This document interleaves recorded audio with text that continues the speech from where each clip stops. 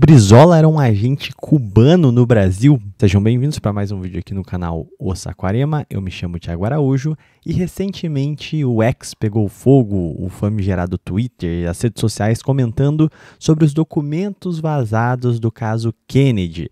Os Estados Unidos trouxe a público uma série de documentos que precisam ser analisados. Para falar a verdade, até agora não veio nada extremamente bombástico. A gente tem algumas questões controversas, passíveis de especulação, mas o fato é que vai ser necessário todo um processo de digestão desses documentos. Um monte de coisa ali é relato transcrito. Não necessariamente o fato de existir um documento, aquilo se torna uma prova cabal sobre. É apenas uma documentação.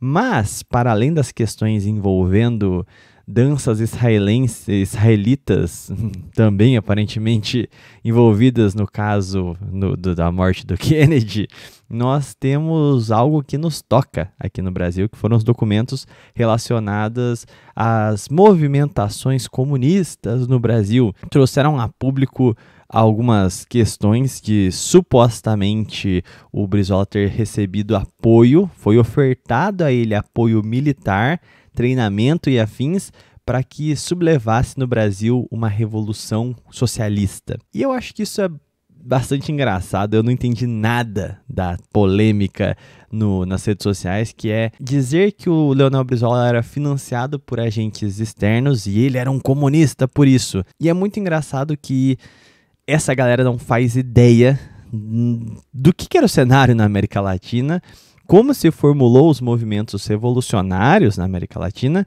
e, assim, mais longe ainda estão de compreender o que era a realidade política do Brasil nos anos 50 e 60. Eu quero colocar alguns pingos nos is aí para a gente entender como o Brizola era um agente comunista e já começar com a parte mais decepcionante desses comentários, né? Que o Brizola rejeitou as ajudas do Mao Tse Tung, rejeitou o apoio cubano. Ele não quis se sublevar. Ou seja, mesmo para quem queria, assim, tava com a faca e o queijo na mão, falando agora sim, os trabalhistas são comunistas e não sei o que, não. O cara negou. Ele foi sondado e falou, não, obrigado, tô tranquilo. Se isso é um fato verídico, né? Isso aconteceu de fato. Lembrando que esses documentos não atestam uma verdade incondicional. Mas eu acho que isso é muito crível, sim. Vale lembrar que o Brizola seria, principalmente nos anos 60, né, seria a ala à esquerda do trabalhismo. Sei que é estranho para muitos, mas o João Goulart, ele era muito mais comedido, ele era muito mais reformista. Para muitos que estudam o trabalhismo, mesmo dizem que ele seria uma ala mais conservadora do trabalhismo. Não entendo isso como um conservadorismo social, religioso, coisa do gênero, mas no sentido de uma postura não revolucionária. Enquanto o Brizola, nos anos 60, estavam no auge do seu socialismo moreno, né? A necessidade de mudanças radicais. Ele impôs a posse do João Goulart e todo esse contexto em torno do Brizola e em torno do trabalhismo pós-Getúlio é muito importante a gente compreender para entender o que era o Brasil da década de 60. Por um lado, precisamos analisar o que foi os movimentos militares e, por outro, o que foi o trabalhismo historicamente. Mas antes da gente entender a conjuntura nacional, a conjuntura regional também é bastante importante. Eu sei que o negócio de vai para Cuba e não sei o que é uma coisa bastante cara à direita, mas a realidade dos fatos é que se você for buscar dentro da bibliografia conservadora a postura dos conservadores a respeito dos Estados Unidos, e aqui eu me refiro a tradicionalistas e conservadores latinos, e isso inclui o Brasil também, nós vamos ver que sempre foi muito claro que o sujeito aberrante, revolucionário do continente foi os Estados Unidos. A América Latina sempre teve uma perspectiva social mais comunitária, católica, completamente avessa aos valores de individualismo, protestantismo, que foram a base de fundação dos Estados Unidos. Isso por si só, em uma conversa sobre conservadorismo social, as estruturas que fundamentaram as duas sociedades, a latina e a anglo-saxã, já é um choque muito grande. O que já nos apresenta uma grande ruptura no pensamento político, onde a força mais reacionária, na verdade, pertence a nós, latinos. Os anglo-saxões, eles sempre estiveram, né, ligados a esses movimentos religiosos esquisitos, um monte de seita, esse particularismo extremo dado ao pensamento revolucionário. Só que, com o processo de consolidação do projeto de Estado-nação norte-americano, o imperialismo cantou principalmente contra os latinos. Os Estados Unidos não só roubou mais de metade do território mexicano, como também sistematicamente ele cavou faltas em países americanos, sul-americanos, os países caribenhos.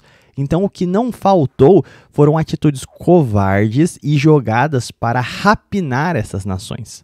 Por exemplo, aqui no Brasil a gente tem um célebre livro de um autor conservador e liberal em termos econômicos, inclusive, que é o Eduardo Prado. O Ilusão Americana, ele literalmente fez um compêndio completo só de ações despóticas, tirânicas e, assim, de um extremo mau caratismo por parte dos americanos. Uma pessoa liberal conservadora, ainda no comecinho do século XX, já apontando, não é possível uma relação com gente tão sem caráter, que sequer nos considera, assim, humanos. Eles não têm qualquer pudor em agir de maneira desonesta. Sempre foi um senso comum, inclusive nas classes mais conservadoras nos países latino-americanos, a rejeição ao americanismo. Só que o que acontece? Graças a isso e as sucessivas ações, vamos dizer assim, no mínimo, não muito amigáveis dos Estados Unidos com os países vizinhos, principalmente, gerou-se um sentimento profundamente anti-americanista. O caso de Cuba talvez seja o arauto disso, porque Cuba era simplesmente uma ilha de paraíso sexual e jogo de azar. Basicamente é isso. A Revolução Cubana, ela é muito mais fruto de um anti-americanismo do que propriamente do comunismo. Isso fica muito evidente nas biografias do Fidel Castro, por exemplo, onde ele sempre se colocou como um nacionalista cubano e nem apresentava visões marxistas. Só que, com o instaurar da Guerra Fria, não havia como, principalmente uma ilhazinha daquele tamanho, sem capacidade nenhuma de autonomia própria e muito menos de confrontar uma nação como os Estados Unidos, conseguir sobreviver por conta própria. No caso, o Brasil também nunca construiu um projeto de soberania nacional pleno, de ser uma potência regional e confrontar os Estados Unidos. Então, no fringir dos ovos, quem que Cuba achou que estava disposto a tirar vantagens de ter um inimigo político na cara do gol no quintal estratégico norte-americano? Evidentemente foi a União Soviética. E os cubanos precisavam de um apoio, uma sustentação para sua revolução. É de se assustar que eles tenham ido se aliar com os comunistas? É evidente que não, né?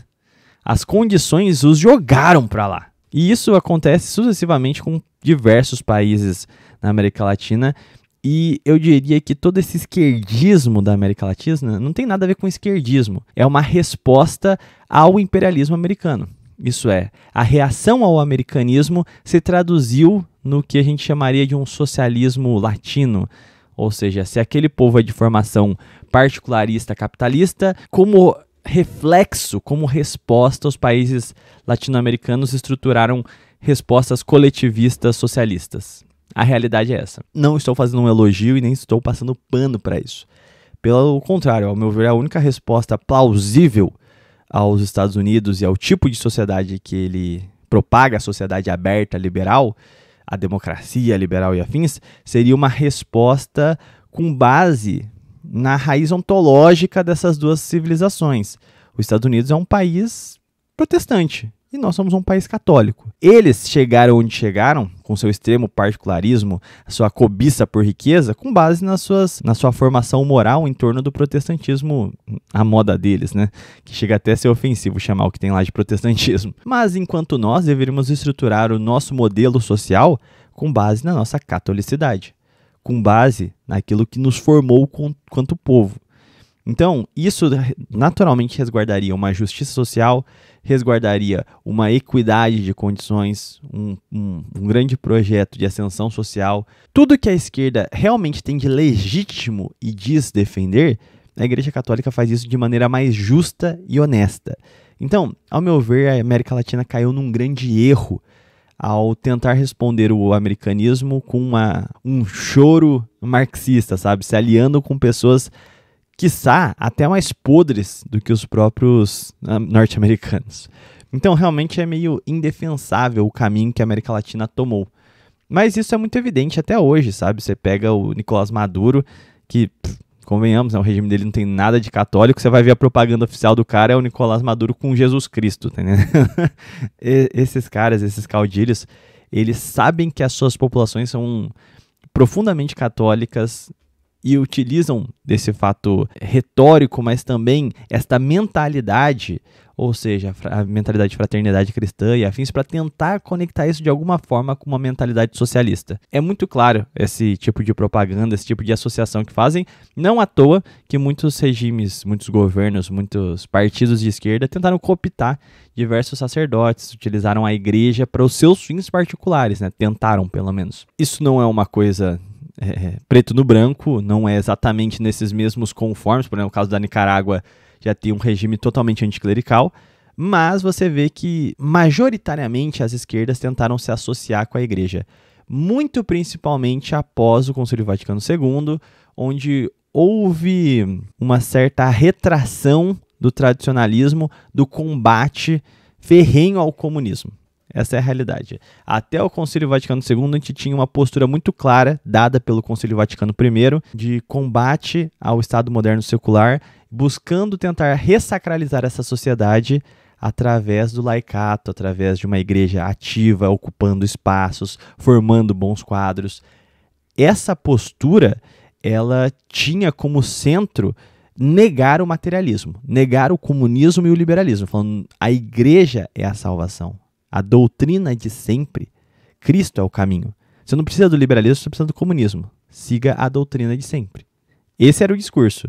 Depois do Concílio Vaticano II, e devido à Guerra Fria, eu sinto que a gente teve uma certa infiltração de ideologias, mesmo em parte do clero, onde resolveram se apoiar, seja nos ramos tradicionalistas, por exemplo, a Opus Dei, se ligou a complexos como o IPES e IBAD, que eram literalmente think tanks norte-americanos.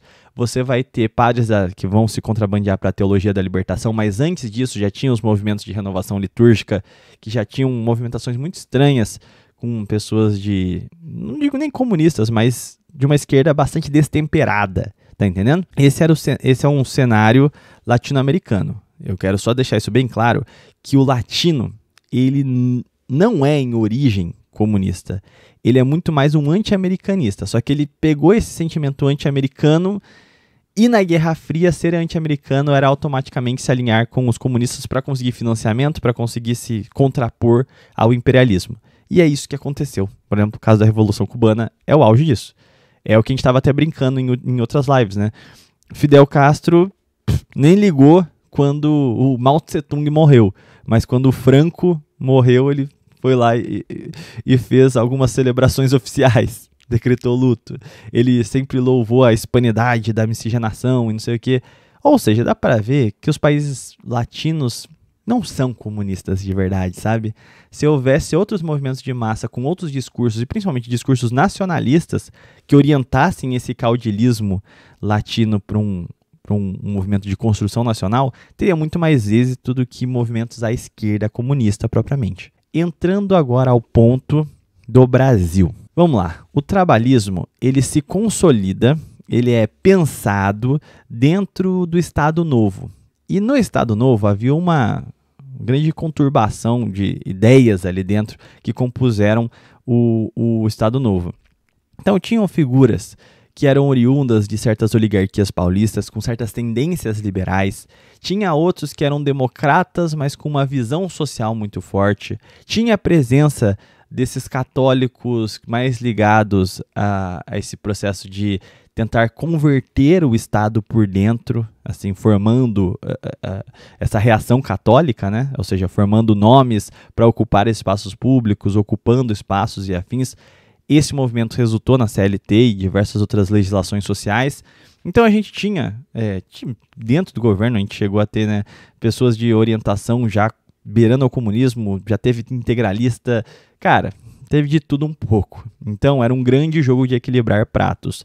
Mas a formulação do trabalhismo em si era uma rejeição do comunismo como algo anarquizante. E eu acho que uma das falas mais famosas do Vargas foi, se eu bem me recordo, foi um pouco depois da intentona comunista, quando ele se reúne com os industriais paulistas e tenta fazer eles aceitarem a CLT e entenderem que é necessário uma conciliação com as classes trabalhadoras.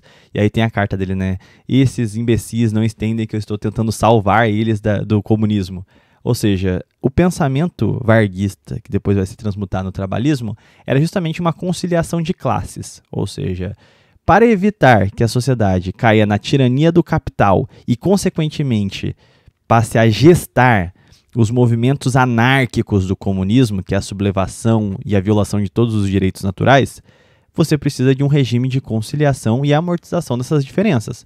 Ou seja, dar dignidade para o trabalhador, condições de trabalho, condições para a formação das famílias, a família como núcleo da sociedade. Então, você tinha essa fundamentação. E o que é muito interessante, que o Pasqualini, que foi basicamente o grande arquiteto do trabalhismo, foi quem foi chamado para elaborar teoricamente o trabalhismo, ele se inspirava muito na doutrina social da igreja. Então ele vai pegar diversas formulações oriundas dos movimentos de reação católica. Não que o trabalhismo seja católico, é uma das fontes de fundamentação. O que se observa é que, quanto mais a gente vai se afastando da década de 40, mais socialista vai ficando este trabalhismo. Não que eles vão aderindo ao comunismo, pelo contrário. É bem interessante você ver a campanha do Getúlio para a volta ao poder, né, em 50, porque os comunistas estavam, assim, muito pé da vida, porque eles foram colocados na ilegalidade pelo Dutra, e porque todo o eleitorado de esquerda do Brasil não era esquerda comunista. Ninguém ligava para o comunismo. Se você for ver em números, antes da ditadura militar, o comunismo era irrelevante. Os integralistas eram abissalmente maiores do que os integralistas nas décadas de 30. E não dá para dizer 40, né? 40 eles rodaram. Na década de 30 eles eram maiores. Na década de 40 e 50, o trabalhismo foi a principal força de construção do Estado Nacional. A realidade é essa, que comunista nunca fez nada por esse país. Se você vai ver legislação trabalhista, se você vai ver as grandes estatais que propulsionaram o desenvolvimento industrial do país, se você for ver todo o processo de modernização do aparato de Estado, do aprimoramento da mão de obra pública, dos grandes projetos de infraestrutura, nada disso foi feito por comunistas. Tudo isso foi feito por trabalhistas. Os governos mais revolucionários, aqui não no sentido marxista, mas no sentido de reformas profundas de questões que eram vitais para o desenvolvimento, foram encabeçadas por trabalhistas. E aqui eu coloco a Siderurgia Nacional, coloco aqui o projeto de eletrificação, que era um grande gargalo que impedia o nosso desenvolvimento. A Eletrobras foi um grande projeto desenhado por Getúlio, que foi fundamental. O Brizola tem um grande trabalho no Rio Grande do Sul a esse respeito de eletrificação. Nós temos a própria fundação da indústria petroquímica no Brasil com a Petrobras, outro legado do Vargas. A gente vai passar para a discussão de questões que eram fundamentais, que eram as questões das reformas de base. É impossível, isso aí já era um debate que já vinha no Brasil desde a década de 20, que era impossível a gente conseguir nos enquadrar nos moldes capitalistas sem a pequena propriedade, sem a utilização inteligente da propriedade e a utilização social dela também. Seria impossível a gente conseguir ter famílias estruturadas, famílias saudáveis, uma grande distribuição do poder político em solo nacional se a gente não revesse essas heranças, esses latifúndios que atrapalham o desenvolvimento nacional desde as capitanias hereditárias. E isso, o único que teve culhão de levar essas questões à frente e alcançou o poder foi o João Goulart. E caiu, né? Então, não recomendo, se você quiser ficar vivo, mexer muito nessas questões, assim. Então, assim, a elite brasileira é bastante contra o desenvolvimento nacional. Então, essa é uma das questões. Então, o trabalhismo está aqui. Uma rejeição clara do comunismo quanto uma anarquia. E fica muito evidente que João Goulart não estava disposto a tirar o país numa guerra civil. Muitos podem dizer até que ele era meio frouxo nesse aspecto. E o Brizola, que era mais radicalizado, falava, não, tem que bater de frente, tem que desarticular esses militares golpistas, tem que ir fazer. Ele também não aceitou a interferência externa para resolver os problemas internos do país. Só que, nesse sentido, eu respeito muito o Brizola. E faz todo sentido aquele famigerado corte dele no Roda Viva. Onde está a CIA no Brasil? Onde está a CIA no Brasil? Porque ele sabe que esses caras sempre estiveram enfurnados aqui. Enquanto meia dúzia de louquinho no X ficam falando assim, meu Deus, o Brizola recebeu proposta de ajuda militar da China e de Cuba. É engraçado que ele recebeu a proposta e negou. Mas o fato de ter militar sendo treinado por agente americano, o fato de militares estarem tentando... Vamos lá, vamos pegar a timeline dos eventos, né? Final do Estado Novo. Na faculdade do Largo São Francisco, já tinha um monte de gente sendo financiada por lobby petrolífero e de mineradoras norte-americanas para acabar e causar agitações contra o governo Vargas.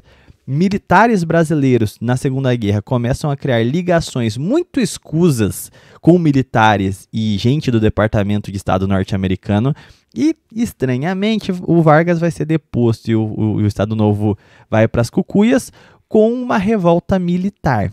Isso é, nós começamos a ter um problema de proximidade entre a nossa principal ameaça continental, que é os Estados Unidos, que conseguia influir nos nossos negócios internos e na nossa política interna e estava cooptando cabeças do nosso exército, das nossas forças armadas como um todo.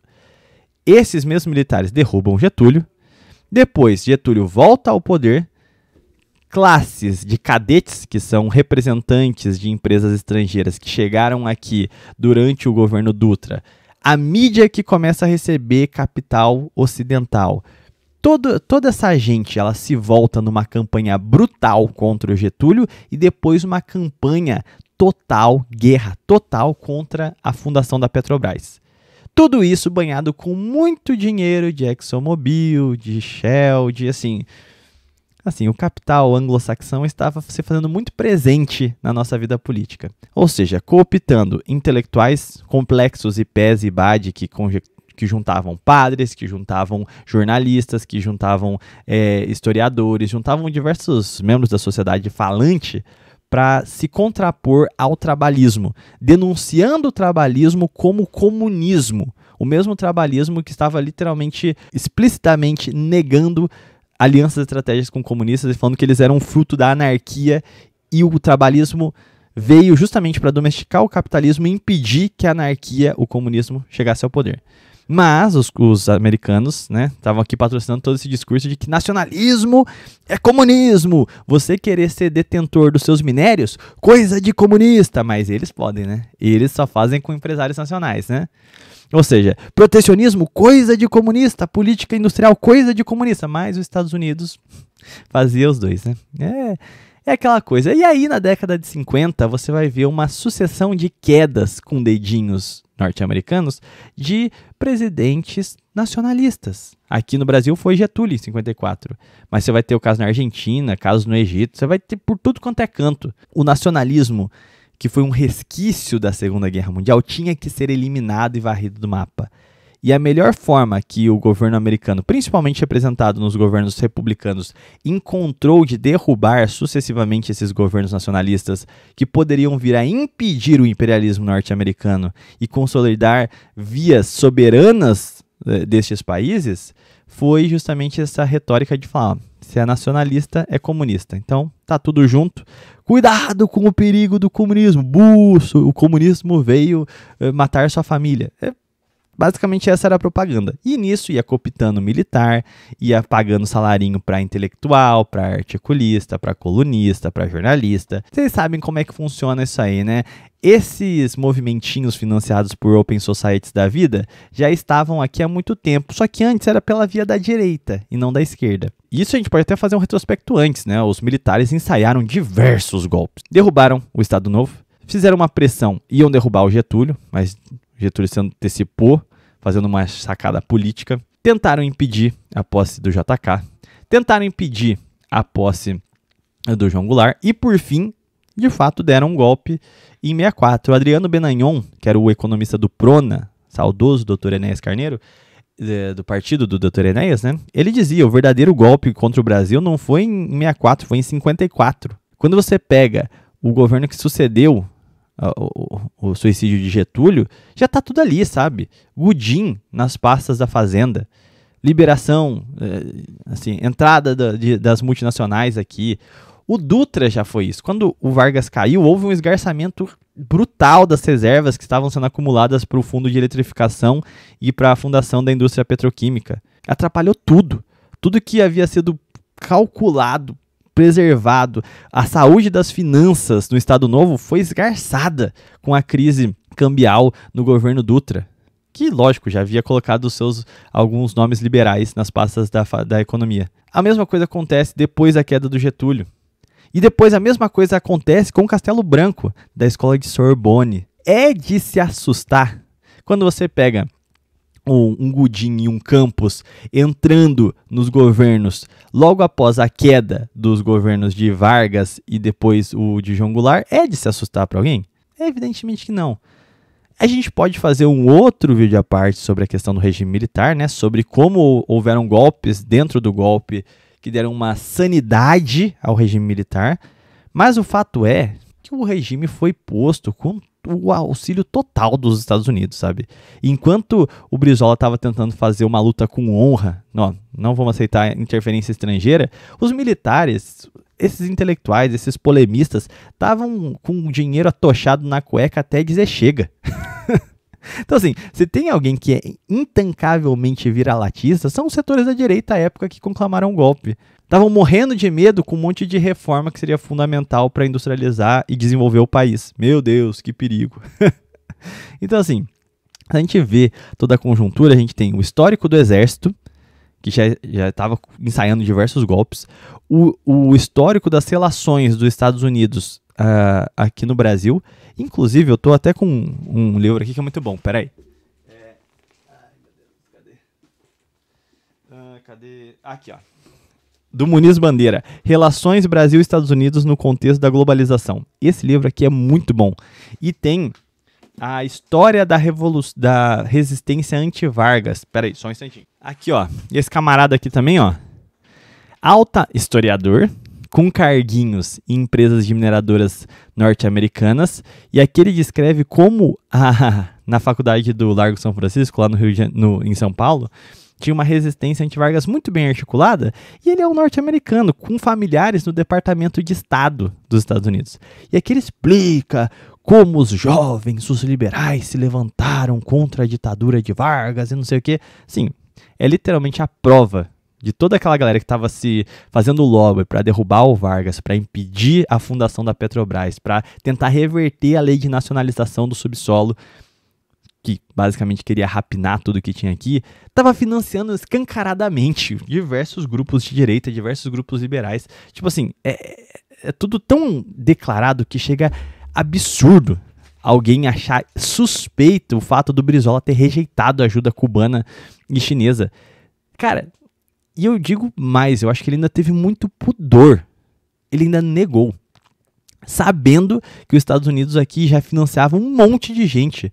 Ou precisaria de um expurgo em massa das Forças Armadas pra gente resolver isso aqui. Cara, eu diria até que se esses documentos forem de fato verídicos, o Brizola tinha um nível de controle, uma sapiência que talvez eu não tivesse. Sabendo que estava vendo essa rapina toda, cara, possivelmente eu toparia pegar em armas pra, assim, resolver esse problema de colonialismo no nosso país. Sendo bem sincero, depois desses vazamentos, eu considero o Brizola uma figura bem zen, porque talvez eu não tivesse essa mesma capacidade de parcimônia que ele teve, de se negar frente às agressões mais estapafúrdias do imperialismo mais franco, contra uma corrente que nem era comunista. Era simplesmente uma corrente política defendendo reformas sociais, desenvolvimento industrial e desenvolvimento social, que rejeitava o comunismo. Isso aí que é intancável, cara. Então, assim, via geral, não, os latinos não são comunistas de fato, eles são anti-americanistas e isso os empurrou para movimentos precipitados na Guerra Fria, o Brizola foi uma expressão desse nacionalismo que rejeitou esses movimentos precipitados de alinhar o Brasil com o comunismo, plot twist, e tudo se explica muito nas relações dos Estados Unidos no Brasil e como eles temiam o nacionalismo. Porque a verdade é que o Brasil é uma grande colônia de exploração. O Brasil, quando precisa, pode ser a terra para extração da borracha. O Brasil, quando precisa, quer dizer, ainda mantém essa posição, né, de extração de ferro a preços ridículos. É um país que não ameaça os Estados Unidos no continente, não toma protagonismo na América do Sul, não apresenta uma forma de confrontar o projeto de quintal estratégico. Então, sim, os Estados Unidos estavam morrendo de medo do trabalhismo. Sim, não ironicamente sim, porque se um dia o Brasil se levanta, o desenho, a estratégia MOR, a matriz da estratégia geopolítica dos Estados Unidos, vai para as cucuias. Eliminar uma soberania brasileira é passo fundamental para que os Estados Unidos possam existir quanto império. Esse é o fato. Enfim, eu espero ter aludido os principais pontos aqui, espero ter conseguido esclarecer algumas questões sobre o que é trabalhismo, como os militares estavam se envolvendo na época, a influência dos Estados Unidos aqui dentro. Enfim, eu vou ficando por aqui. Fiquem com Deus. Até um próximo vídeo ou live. Tchau, tchau.